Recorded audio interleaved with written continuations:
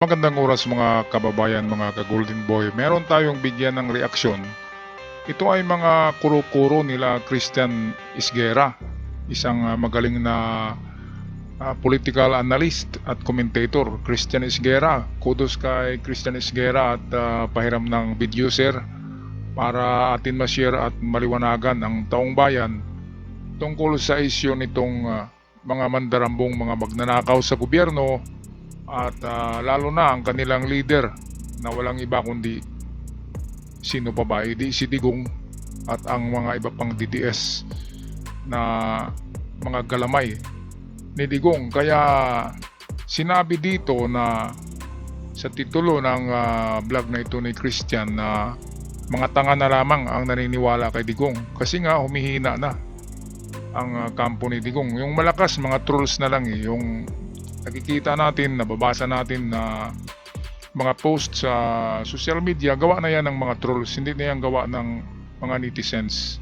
Sa totoo ay humina na at kumukunti na lang ang supporters ni Digong kasi nahimasmasan na at nadilat na ang mga mata dumilat na, nabuksan ng pag-iisip dahil klarong-klaro naman talaga. Lalo na ngayon na kapag buksan yung formally issue again na final ngayon ni Dick Gordon at ni Franklin Drilon laban kay Digong. Kapag nabuksan yan ay lagot si Digong, mga kababayan, kasi noong panahon ni Digong hindi yan mabuksan kasi nga panahon ng tukhangan presidente siya noon kaya hindi siya nakasuhan. Kaya ngayon rumisback si Dick Gordon. Kaya ito dito ay mawala na ng supporter si Digong. Marami ang mahimasmasan yan. Okay, sa detalyadong mga komento ay atin pakinggan ang sinasabi ni Christian Isguera dito sa kanyang channel. Sagot yung mga mandarambong kasi nga nagulo na-mess up, 'di ba? Dahil kanya-kanyang pagpoprotekta ng kanilang interes yung mga malaking politiko, pati yung mga contractors, pati yung DPWH, 'di ba? Binabanggit ko rin po yan dito sa programa, no? Yung irony na tayo yung nanakawan, tapos yung ninakaw nila sa atin, yun yung ginagamit nila para protektahan yung sarili nila from accountability. Grabe, di ba? Mapapamura ka talaga wala talaga tayo kalaban-laban. Kaya ako, kahit anong sabihin ng iba, naiintindihan ko yung sinasabi noong independent commission. ICI. ICI, na hindi po pwedeng basta lang ilabas ito. It could be too provocative na lalong gumulo ito Lalo na kahit sino na lang lumalabas dyan, nakikita nila. Tama na sa akin yung sinabi ng sa ICI, lahat ng proceedings na ito nire-record namin at kami periodically sasabihin namin sa iyo kung meron mang nangyayari. At kami naman open, tanungin ninyo at sasagot kami sa inyo ng gusto. Kasi nakita ko si Babe Singson sa isang programa na sinasabi niya yun kailangan nyo tanungin kami at sasabihin namin sa inyo kung anong nangyayari. At ito naman iba namang mga klaseng tao ito, ang tingin ko.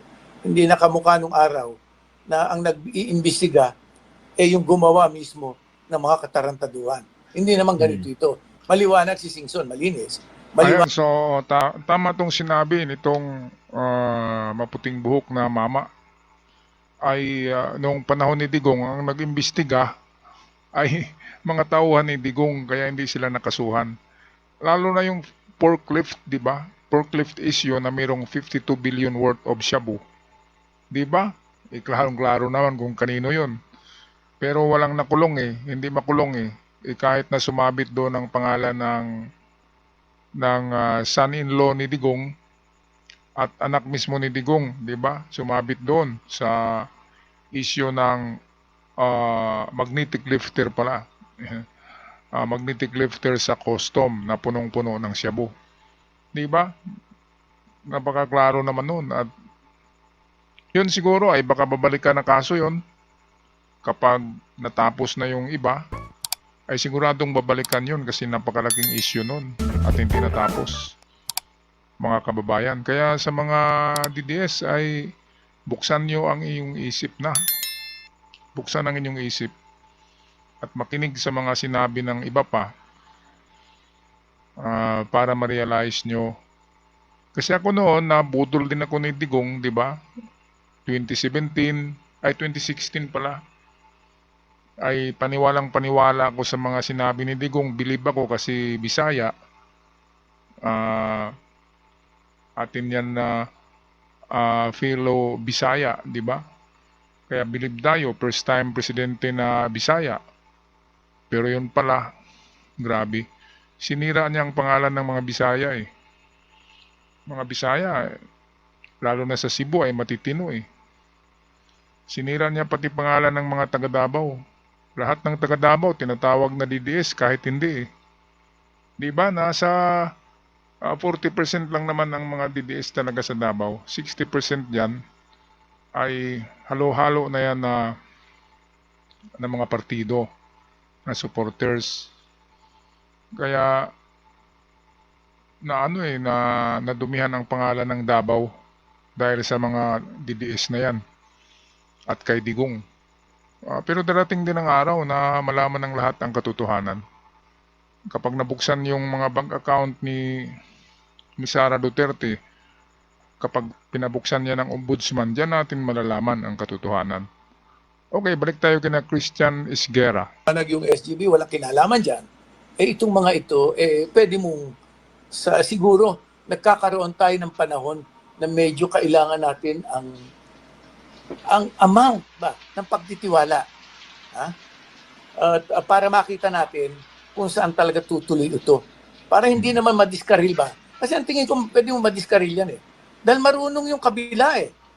Yung mga gustong mag-coup, gustong iupo si Sara, gustong kalimutan ng impeachment trial. Marami yan ha. Isipin mo ang mangyayari eh. Kakalimutan na impeachment trial, sisipain pa si Marcos, ikuku, iuupo pa si Sara. Ito yan ang pinakasakin. Yun ang pinaka-dangerous na senaryo. Oo. At saka ito pa yung irony, no? Idadagdag ko lang po, sir. Dahil kung issue para palitan itong pamahalaan na ito ay corruption, iluluklok ninyo, meron yung issue ng corruption na hindi po na-settle yung issue na yon. Dahil dinribol dyan po sa Senado yung impeachment proceedings, diba? Sa pangunguna ni Chis Escudero. Tapos, hindi niya sinasagot yung issue ng confidential funds. Dinadaan sa biro, sagot na pabalang, sagot na kabastusan. Tapos recently, 'di ba, binanggit niya, hindi ginamit yung yung DepEd confidential fund para imbestigahan yung corruption doon sa ahensya. Ngayon lang niya naalala. Tanong nun nga. Okay, so may idagdag lang ako yung sa budget appropriation ng Vice President Office nitong bago lang ay humingi si VP Sara ng karagdagang 100 million. So 100 million idagdag doon sa 800 million na budget niya ay magiging 900 million lahat. Ang budget niya dapat sa susunod na taon. Pero ang nangyari ay pumalag ang Congress, di ba, ang House of Congress, at naibalik sa 700 plus million ang budget. Bakit tumingi pa si VP Sara ng karagdagan na pagtaas ng budget niya? Wala nga siyang ginagawa eh. Yung kanyang mga tauhan ay walang trabaho. Kahit isang litra ay walang na-type sa computer.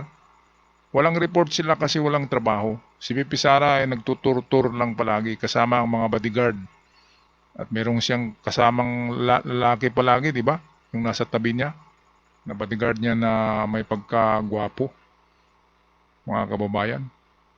So, ito na nga ang atin napansin na bakit naghingi pa si VP Sara ng dagdag? Mayroon pa nga siyang utang na 540 million na kanyang nilustay na may mga resibo na piki lang, di ba?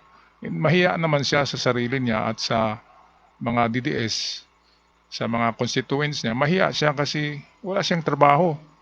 Tapos ang laki-laki ng budget. Tapos pagdating ng bagyo sa lindol pala sa Cebu, sa Bugo, ay namimigay lang pala ng 20 pesos tapos isang biskwit. Grabe naman, hindi talaga niya mabawasan ng kahit 100 million, no? Kahit 100 million ang ibawas doon sa 800 million na budget niya ngayon. Ngayong 2026. Bakit hindi siya magpalabas kahit Kahit 10 million man lamang. 20 pesos saka isang pirasong biskwit. Grabe naman yung nakakahiya. Nakakahiya. Dumalaw pa siya doon. Tapos patingin-tingin pa sa mga kabaong, di ba? Kung mabuhay lang yung nasa kabaong, bumango na yun eh. Tapos siguro duduroin na siya. Mantakin nyo, 20 pesos saka isang biskwit na ano niya, natulong niya sa mga nilindol. Grabe naman yan. Kung sa kurakot lang, sa chichirya, gumagastos siya ng 540 billion eh. Make that million. Nitong nakaraang taon, di ba? Mga kababayan. Hindi man lang nahiya. Okay, balik tayo dito kay Christian Isguera. Yun Ngayon nga. lang Opo. naalala. Mm-mm. Isipin mo naman. Ngayon lang naalala. At saka, alam mo, madaling i-argue eh. With facts. Christian, with facts, as you say. Madaling i-argue kung sino ang pinaka-notorious na rehimen na nakita natin. Madali. I-argue eh.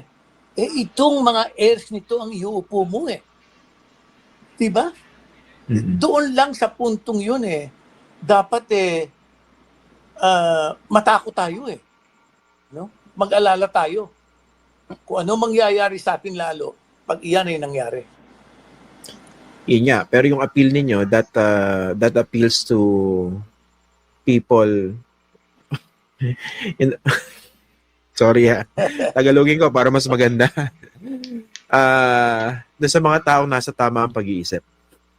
Oo, totoo yun. Ito na, Pero ito na. kasi, yung iba naman, hindi ko naman sinasabing wala sa hulog yung ibang sumusuporta. Pero marami rin kasi dyan mga oportunista. Hindi po ba? Oo.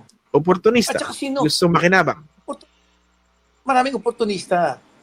Isipin mo paano mo bibilhin ang argumento ni Sara na sila ay binibiktima. Abay, nakita ko sa Facebook nung minsan. Tingnan ko nga, ano bang posisyon, ano ba ang mga argumento nito kung bakit sila ay binibiktima? Ayan, so yan nga ang pinapalabas nila na kawawa sila dahil sila yung mga biktima. Sila nga yung nang biktima eh. 3,500 ka natukhang, di ba? 3,500 o 35,000 sa buong Pilipinas ang natukang. Sila yung nambiktima. Sila yung naglustay ng pera ng bayan, 42 million kay BP Sara at kay Digong naman ay 7 trillion pesos sa kanyang pag-upo na 6 na taon ay nakautang si Digong. Yung sariling utang niya lang ay 7 trillion. Kung hindi alam ng mga DDS, 7 trillion ang utang ni Digong. Ngayon, sabi nga nitong mamang parang si Pinocchio na malaking ilong, sabi niya ay pinaka-worst na rehimen ang kay Digong. At kulang sa hulog, sabi ni Christian, yung mga utak ng mga DDS, kulang daw sa hulog eh. Hindi lang nabigkas niya lahat. At ang iba daw ay oportunista. Hindi. Ang oportunista ay yung mga loyalista ni Digong na may kasalanan din na gusto nilang maibalik si Digong para hindi na sila makasuhan. Example dyan si Bato at si Bongo. At si Chis Escudero kasi may mga kaso yan. Gusto nila maibalik si Digong para nga katulad kay Bato ay hindi na siya maaresto ng Interpol kapag si BP Sara ang upo dahil hindi tangkapin yung warrant of arrest. Diba kay Bongo naman, ganun din, merong kaso si Bongo ngayon, ay hindi na siya makasuhan kung si Sara ang upo. Kasi papalitan nila dyan eh. Ang ombudsman, papalitan nila yan. And then, ang Supreme Court ay sa kanila lahat yan. And then, ang Senado ay bibilhin dyan ang marami na senador. So, maging majority ang DDS sa Senado kapag si BP Sara ang upo. At ang iba ay oportunista nga, babaliktad ng partido, magiging DDS na rin yung ibang mga senador na sumusuporta kay PBBM ngayon. Ayan, totoo yan kasi itong mga nagsalita dito, mga batikan ito na politic analyst or political analyst. Okay, tapusin na natin ang ating talakayan dito with Christian Isguera. at sa itong matalinong naka-eyeglass dito. O, balik tayo sa video. Alam mo ang sagot ng isa? Sa isang online production, sinabi na ang ginagamit ng media na retrato ko yung pangit. No? O hindi ba pangbibiktima yan? Ako lang ang nilalabas nila na pangit ang retrato. Paano gagawin mo kung ganyan ang argumento natin? Pero hindi ko maalaan, Christian, ko iyan may bumibili. Ang sa akin, ang bumibili niyan yung talagang yung nagbubulag-bulagan, nagtatanga-tangahan. Mahina ang utak. O tangan-tanga na. Tanga, yun nga.